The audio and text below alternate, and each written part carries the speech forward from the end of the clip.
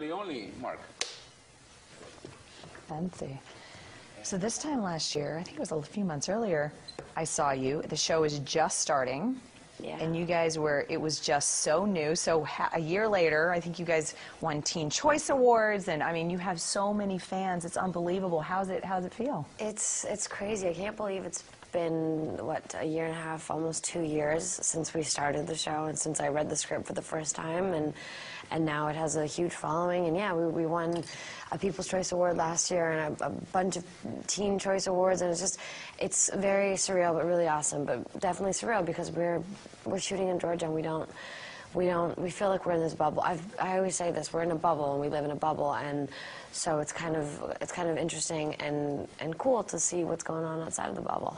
Well, when you get teens and tweens on board, that is where the markets are at right now. I mean, that's it. It's you know, true. You get that demo wrapped in, you got it. Yeah, exactly. So you're a huge tweeter.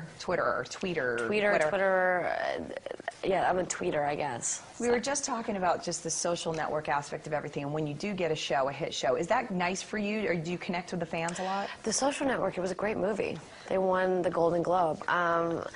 Yeah, no, Twitter, yeah, it's very important. I think it's very important to be connected with the viewers and with your fans. And, I mean, we wouldn't be here if it wasn't for them. They're the ones who support us, and to hear their voices and be in touch with them really helps out a lot, because you get to know what they like, what they don't like, what bothers them, what impresses them, and it's almost like getting constructive criticism or getting positive feedback every now and then when you need it, and then choosing to ignore the things that you don't want to hear when they say that. I don't know. But Twitter's a really cool medium, and it really gives the fans a chance to get closer to the people that they admire and that they like their work, and so there's a lot of pluses for Twitter and for Facebook and for other things. I don't have Facebook, just setting the record straight, but I have Twitter, so. Let's talk about playing the two characters, and how has that been for you? Because they're very different, and you're very different when you play Catherine versus Lena. And talk to me about that and what you do to make it that just cool and different. Well, can you guess which one I'm playing right now? Who I am? Oh, I hope not Catherine. Because I'm interviewing you.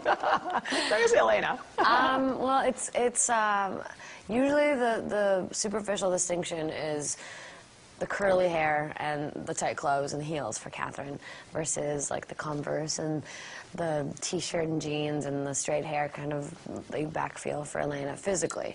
And a lot of the time, believe it or not, the hair and makeup and the physical kind of the clothing, all that helps a lot for creating a character and feeling like a different person. And I learned that when I was doing theater and when I was doing scene study years ago when I was training. Every aspect really, really changes the way you walk, the way you talk. And as soon as I put those heels on, as soon as I look like this other person, I feel like another person. And Catherine, I mean, they have a lot of differences. One is crazy, and she's maniacal and vindictive, but really snarky and fun and flirty. And she's a confident 21st century woman. But to get to the 21st century, she's lived through many centuries. So she's lived a long time and learned a lot, and she's a strong woman, and she's a force to be reckoned with. So I don't envy anyone who has to be in Catherine's path and fight her, I suppose. But with that said, I play Elena, who is directly in her path and has to fight her all the time. So I also think that Elena is a really strong kind of woman, and she's a lot closer to who I am in many ways, because she's just a regular girl, and she's, I mean, I think I try to be sweet whenever I can, but she's a fighter, and she's a trooper, and she's courageous, and she's just like, she's also another version of a 21st century strong woman. Internationally, it's huge. It's big. I mean, this isn't just, a lot of shows do really well here. They don't necessarily translate well internationally. And this is one of those shows that you have fans all over the world. Have you noticed that? I know you say you live in a bubble, but are you aware of the fact that it's that big? I think that what gives us that awareness is also Twitter.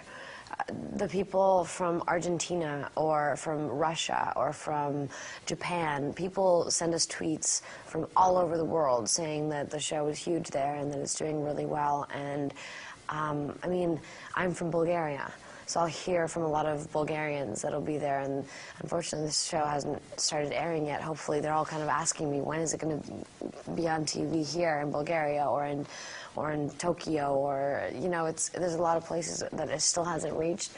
But I think that judging based on the success that it has in the countries that it has been in, it's going to do well everywhere. And it's got the same thing that everyone loves. It's got the vampires, it's got the teens, it's got the angst, it's got the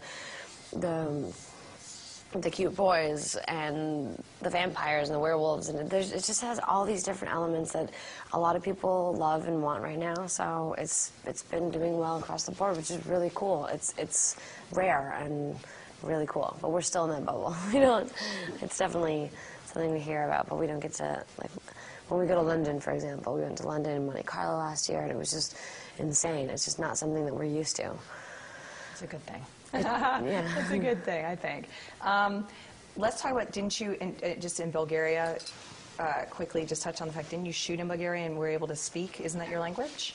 We didn't shoot in Bulgaria, no. It was shot, the story was in Bulgaria, but we shot it in Georgia. So it was, we went back into the 1400s and the beginning of Catherine and the way she became a vampire. And because I'm Bulgarian, the writers wrote in the whole teaser in Bulgarian and in Bulgaria, but we didn't actually shoot it there, unfortunately. That would have been cool, because I would have been able to hang out with my family. I got a couple little backs, and I thought it was there, but it's still cool because you got to use your language. So Yeah, awesome. I got to speak Bulgarian. I've spoken Bulgarian, English. I've done a British accent, and I've done the two characters, and it's been. For some reason, we didn't do accents when we were in the 1800s, which would have been really fun. But you're doing a great job. Thank you. Yeah, it's nice to see you again. Thank you. Take care. Good to see So you. last year when I